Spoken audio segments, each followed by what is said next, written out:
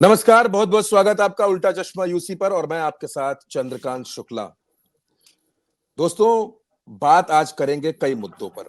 बिहार के मुद्दों पर भी बात करेंगे, कुछ बात हरियाणा पर भी करेंगे और समझने की कोशिश करेंगे कि आखिर चल क्या कुछ रहा है। सबसे पहले बिहार में जिस तरह की घटना हुई उस पर बात करना बेहद जरूरी है, संवेदनशील मुद्दा है और इस बेहद संवेदनशील मुद्दे पर बातचीत के लिए, चर्चा के लिए और इस मुद्दे के अंदर की जो कहानी है, जो अंदर की स्टोरी है, वो बताने के लिए हमारे साथ देश के मशहूर राजनीतिक विश्लेषक अशोक वानखड़े सर मौजूद हैं। तमाम मुद्दों पर, देश की राजनीतिक परिस्थितियों पर जिनकी पैनी निगाह रहती है और बड़ी बारीकी से वो हमारे दर्शकों को ये समझाते हैं कि आखिर देश में चल क्या रहा है। सर, बहुत स्वागत आपका उल्टा चश्मा पर। और सर, बिहार में एक बड़ी दुर्भाग्यपूर्ण घटना हुई। बिहार के नवादा में जिस तरह से दलितों के घर फूके गए, वहां फायरिंग की गई, एक दहशत का माहौल बनाया गया। सवाल उठ रहे हैं कि क्या बिहार में कानून का राज है, और अगर है तो फिर मुख्यमंत्री की इतनी बड़ी चुप्पी, देश के प्रधानमंत्री की चुप्पी, विपक्ष जो सवाल उठा रहा है वो बेहद अहम है। उसके साथ एक और सवाल सर जोड़ देना चाहता हूं उसी में, कि तेजस्वी यादव ने एक इमरजेंसी मीटिंग बुला ली अपने सांसदों और विधायकों की। इन दोनों बातों को सर समझना बेहद जरूरी है, आपके नजरिए से, आपके पक्ष से। देखिए चंद्रकांत जी, इनिशियली जब ये खबर आई तो मुझे भी लगा कि ये फिर दलितों पे अत्याचार या अन्याय होगा। देखिए, दबंग जो शब्द यूज होते हैं, तो दबंग जरूरी नहीं कि सिर्फ भूमिहार और यादव और ठाकुरों में ही दबंग हो। पासवान भी दबंग होते हैं। कई जगह कई कम्युनिटी इतनी हेवी होती है कि वो वहां होती है। ये झगड़े रविदास, मांझी और पासवान के बीच के हैं। अच्छा। वहां नवादा में जहां ये घटना हुई है, वहां पासवान दबंग है, मजबूत है। ये कुछ 15 एकड़ जमीन का मसला है और इस अच्छा। झगड़े में मामला इतना आगे बढ़ गया है कि वहां पर आग लगा दी। 80 से ज्यादा यहाँ पे फायरिंग हुई है। सवाल, अब मैं इसका सवर्ण वर्सेस दलित करूं या मुस्लिम वर्सेस हिंदू करूं, इससे ज्यादा मेरा सवाल उठता है लॉ एंड ऑर्डर पे, कानून व्यवस्था पर। यदि दबंगाई पे दबंग उतर गए, चाहे किसी भी समाज का हो, दबंग मुस्लिम भी हो सकता है, ब्राह्मण भी हो सकता है, ठाकुर भी हो बिल्कुल। सकता है, भूमिहार भी हो सकता है, दलित भी हो सकता है। यदि कोई दबंग है और वो कानून को अपने पैरों के नीचे रौंदता है, तो फिर सरकार को सत्ता में रहने का नैतिक अधिकार नहीं। 80 घर जलाने की फायरिंग करके बाकायदा गोलियां चली, इसका मतलब फ्री फॉर ऑल था। इसका मतलब कानून का डर ही नहीं किसी को।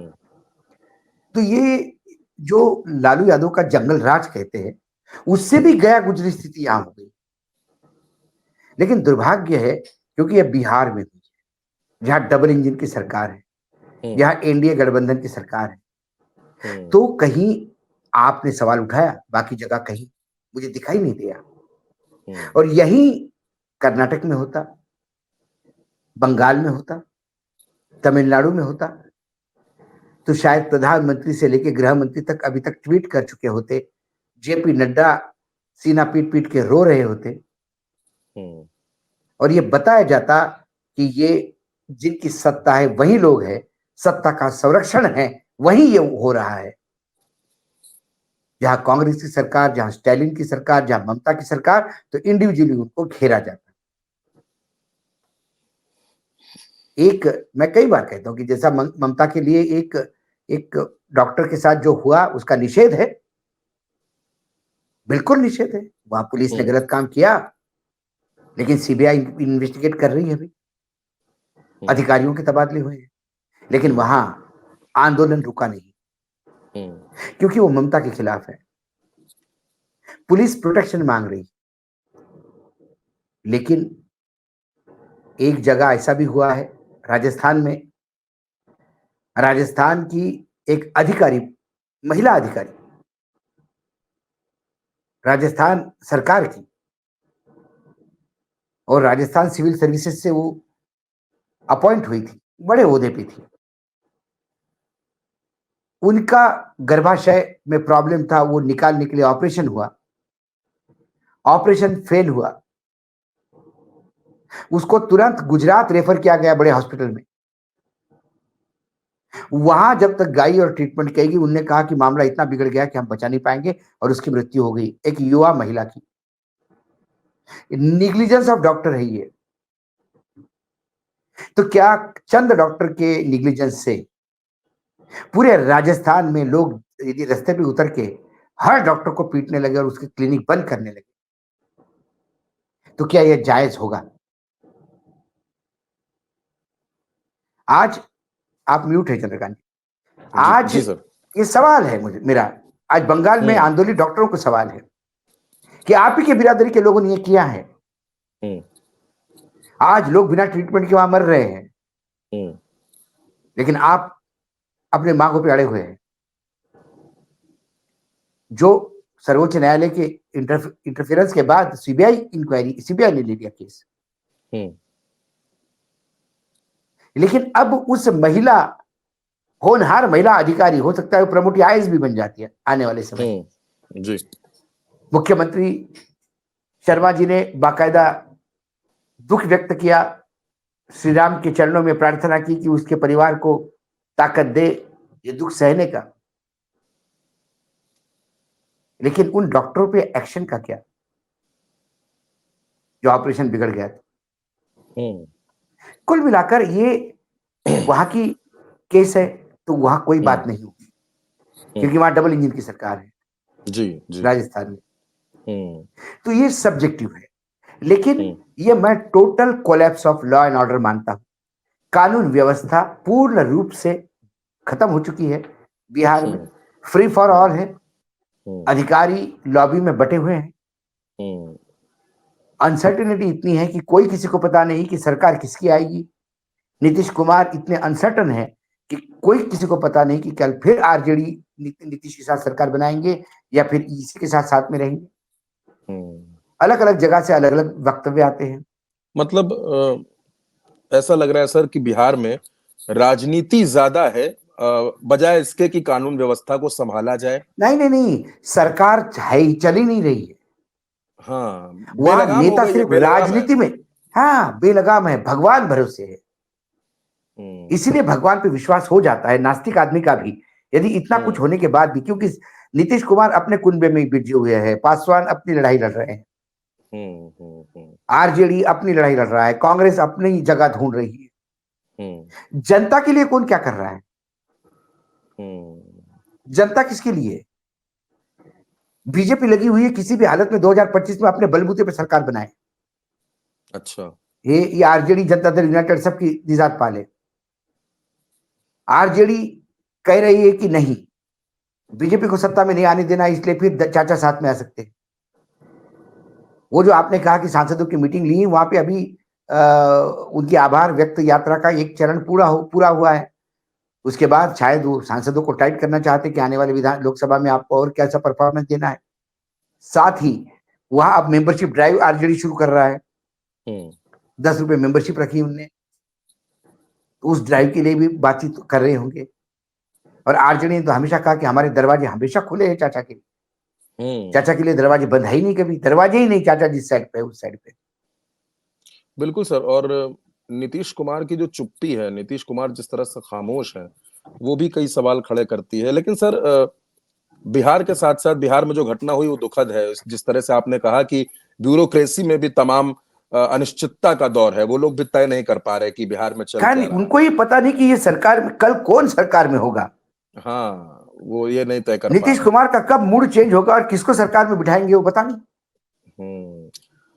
दूसरा सर, महाराष्ट्र में बड़ी उथल पुथल है इन दिनों। आपसे चर्चा का वक्त नहीं निकल सका, लेकिन आज जब आपसे चर्चा हो रही है, 2 स्टेटमेंट है सर, दोनों स्टेटमेंट आपके सामने रखना चाहता हूं। उसके बाद आप बेहतर तरीके से मुझे और दर्शकों को समझा सकते हैं सर। उसमें अजीत पवार सीएम बनने की बात कर रहे हैं कि वो सीएम क्यों नहीं बन सकते, इस तरह की भी बात सामने आई। दूसरा रामदास अठावले जो महाराष्ट्र की राजनीति में है, रामदास अठावले अजीत पवार से कुछ नाराज नजर आ रहे हैं। वो ये कह रहे हैं कि अगर अजीत पवार महायुति में ना होते तो रामदास अठावले का कुछ ज्यादा फायदा हो जाता। इस दोनों तरह की खबरें हैं सर। तो क्या महायुति में जो झगड़ा है वो कम होने के बजाय बढ़ता जा रहा है? अब नई एंट्री, नए क्रीज पर अठावले उतरे हैं। दिन ब दिन देखिए, अब भाजपा को समझ में आ गया कि अजीत पवार लाइबिलिटी बन गए। लेकिन अजीत पवार को निजात पाना भी इतना मुश्किल है। तो अजित पवार के खिलाफ एकनाथ शिंदे के लोग आग उगल रहे हैं। जी सर, जी सर। अब इन्होंने कहा आठवले ने, लेकिन आठवले 3 महीना 13 में, आठवले राज्यसभा में है, वो बीजेपी के भरोसे। आठवले का एक आध विधायक वो भी उसका नहीं रहता, स्वयंभू रहता है।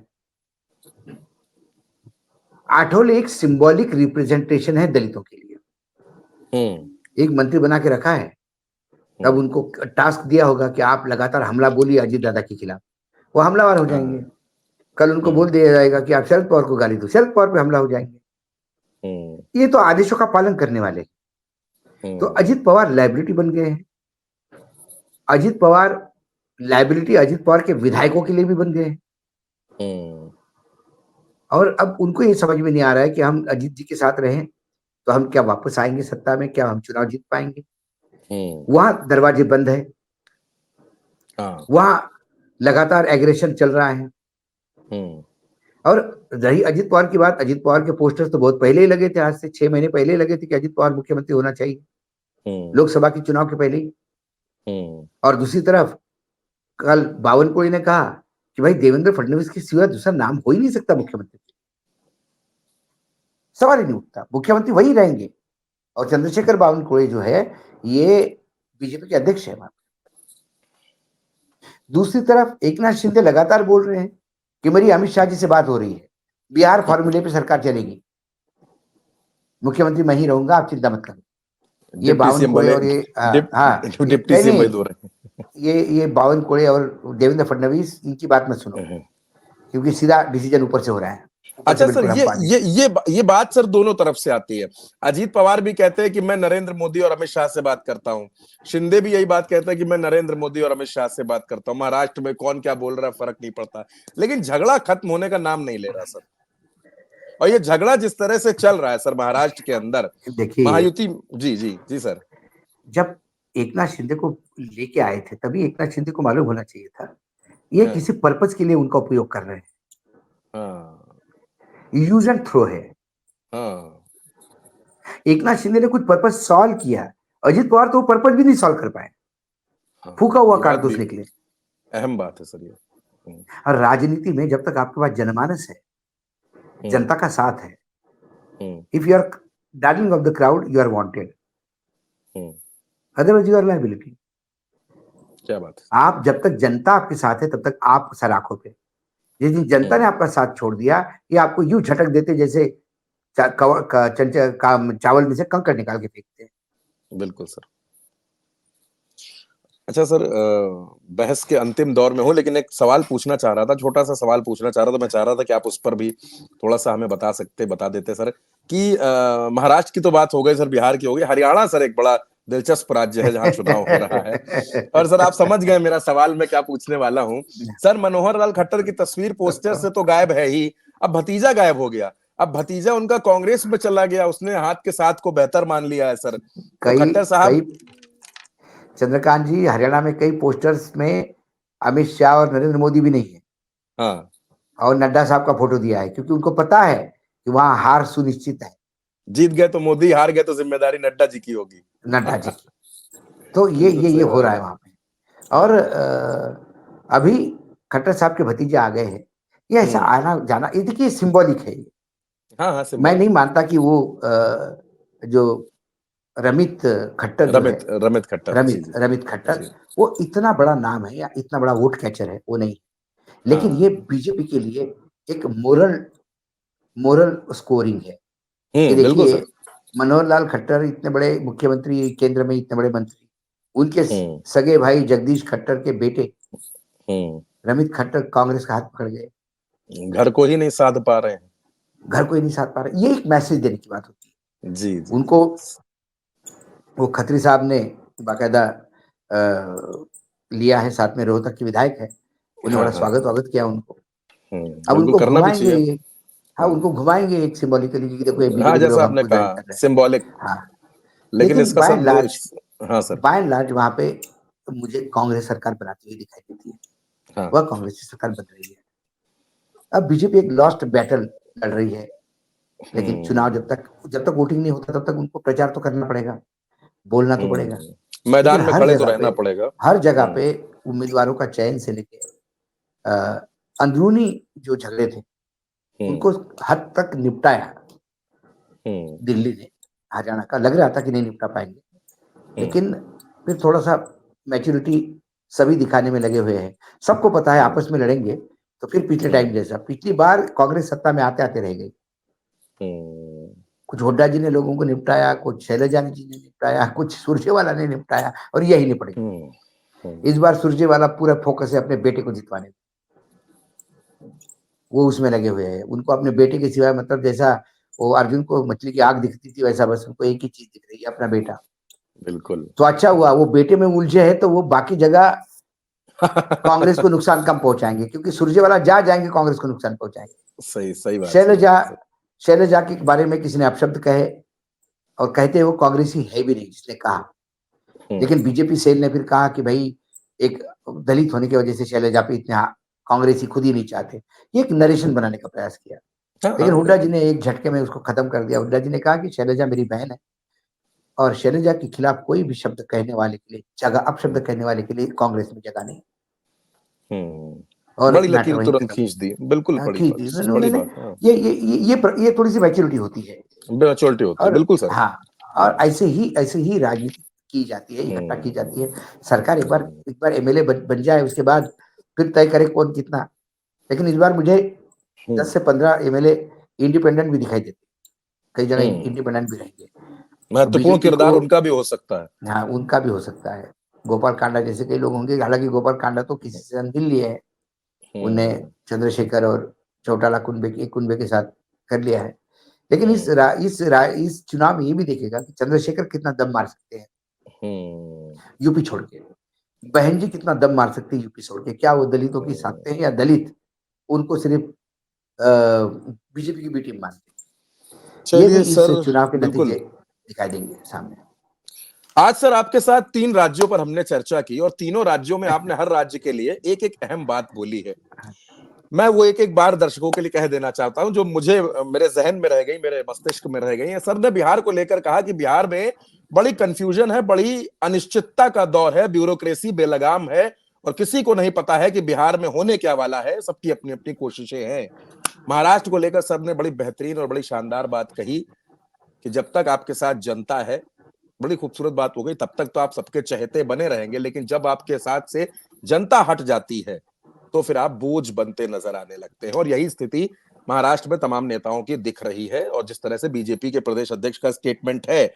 और हरियाणा में बड़ी अहम टिप्पणी, बड़ी महत्वपूर्ण टिप्पणी सर ने की है कि हरियाणा में आज की तारीख में, कल की तारीख का पता नहीं है, आज की तारीख में हरियाणा में कांग्रेस की सरकार बनती हुई नजर आ रही है। लेकिन इसके साथ एक बहुत बात सर ने जोड़ दी है कि 10 से 15 सीटें निर्दलीय प्रत्याशी जीतते हुए नजर आ रहे हैं, जो महत्वपूर्ण किरदार होंगे। यानी आज की चर्चा बड़ी सारगर्भित और बड़ी सार्थक रही है, जिसमें 3 अहम बातें मेरे लिए भी बड़ी अहम है, दर्शकों के लिए भी बड़ी अहम है। बहुत बहुत शुक्रिया सर, आज की इस बेहद महत्वपूर्ण चर्चा में हमारा मार्गदर्शन करने के लिए, और जनता को तमाम मुद्दों की जानकारी देने के लिए। धन्यवाद। नमस्कार। धन्यवाद।